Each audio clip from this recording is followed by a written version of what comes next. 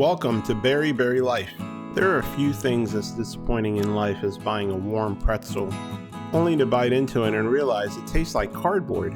Instant buyer's remorse. Well, with the Super Bowl coming up and spring around the corner, if you're craving for a deliciously buttery, soft pretzel, then you're in luck. Because today, we're making Bavarian Pretzels. We've tried several different recipes, and this is a sure winner for ease and effort. So skip the box of pretzels sitting in the back of the supermarket freezer. We all know the one I'm talking about.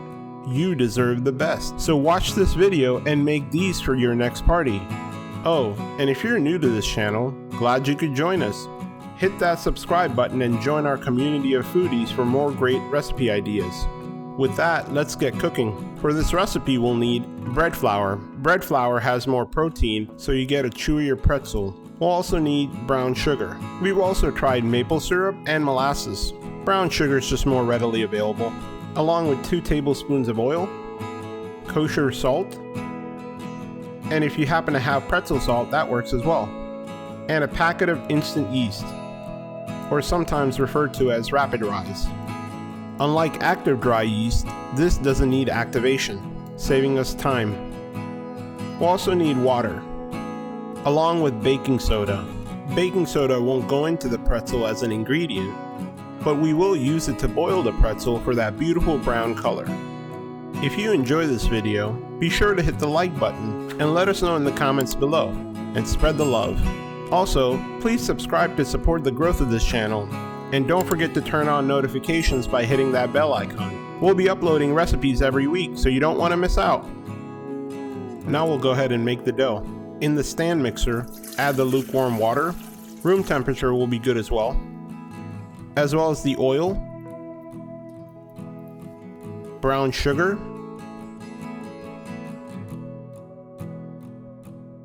and the yeast, and whisk it all together.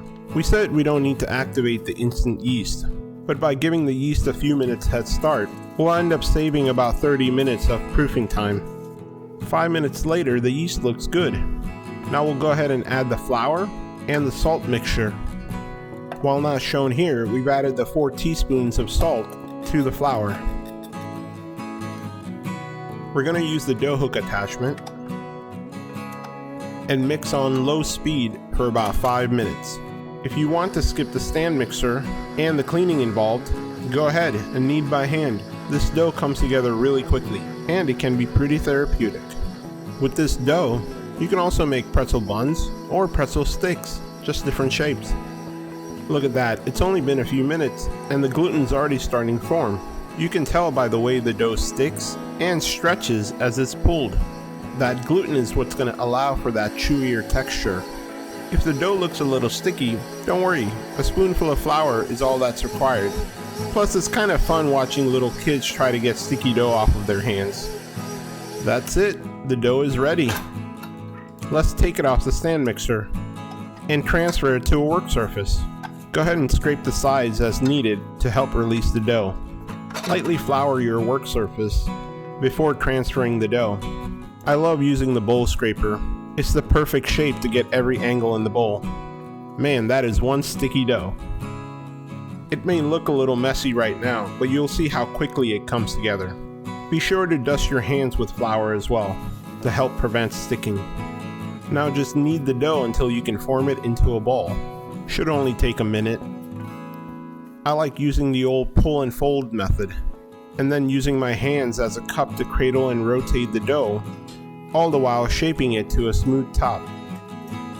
Not sure if you can tell, but as I work the dough, it actually wiggles. That's a good sign. The dough is soft and springy.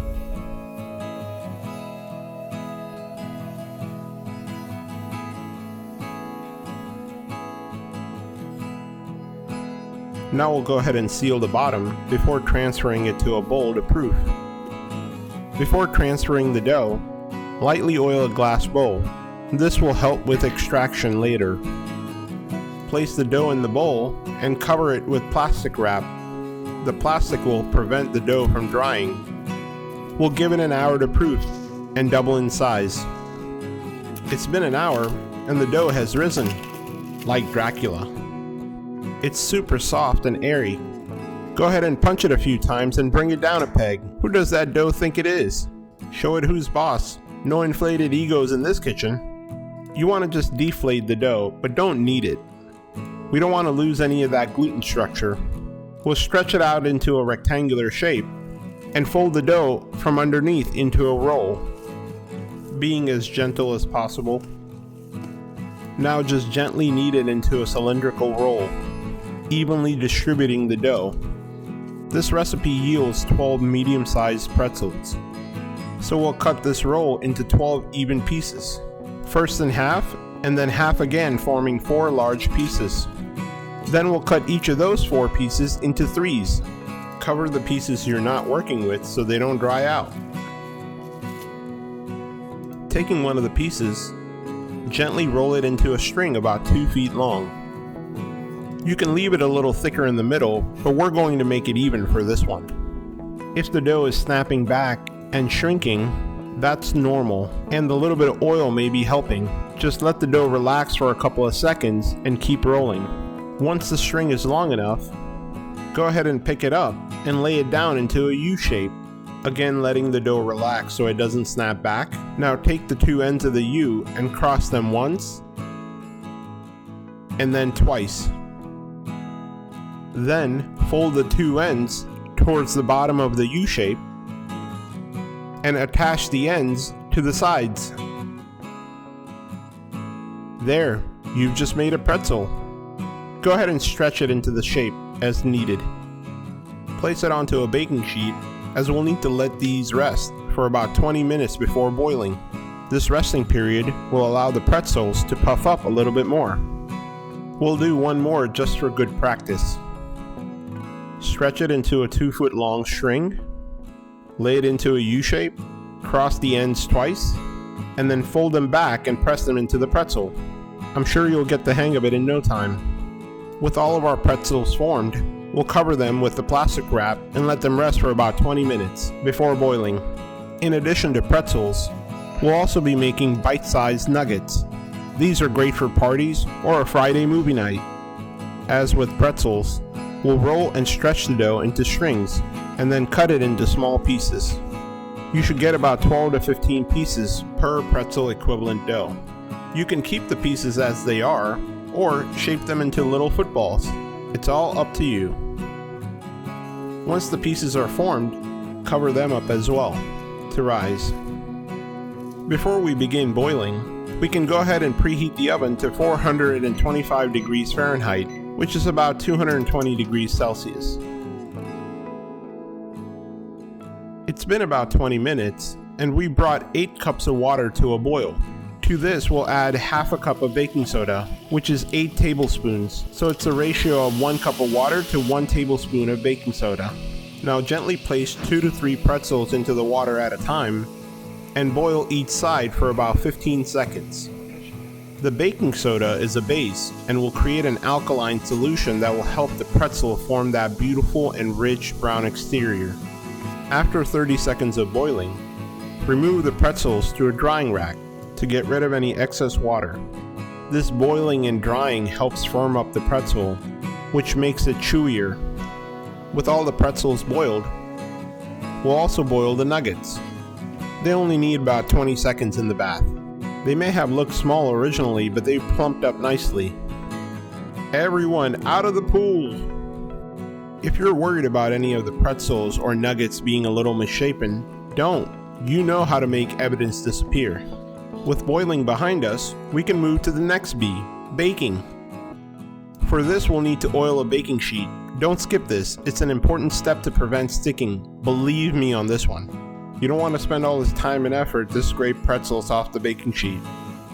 We'll also sprinkle salt. This will attach to the bottom of the pretzels as they bake. With the baking sheet prepped, we can transfer the boiled pretzels and add salt to the top. We're using kosher salt, but pretzel salt works as well.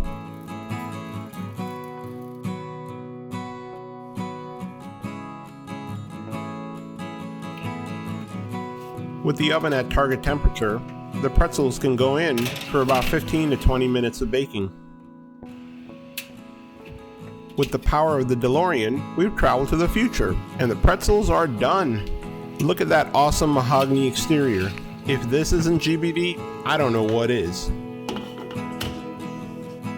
If needed, using an offset spatula, remove the pretzels from the baking sheet and transfer it to a cooling rack.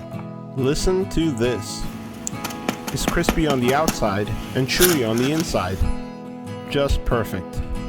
We'll also go ahead and throw in the nuggets. They should be done in about 15 minutes. And just like that, they're done. Oh man, this looks so good. We're enjoying these with some mustard and a cheese dip, along with a citrusy IPA to balance the buttery taste and feel of the pretzel. It's the perfect Super Bowl snack. Some pretzels, some beer, a good game or a concert, good weather. It doesn't get better.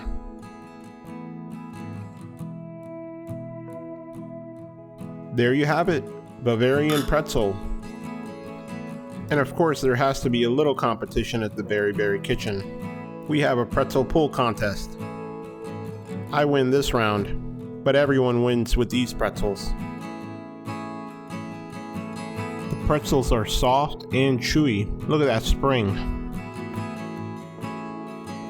Good luck with the game and with these pretzels. Hope you try this recipe. It's super easy and delicious.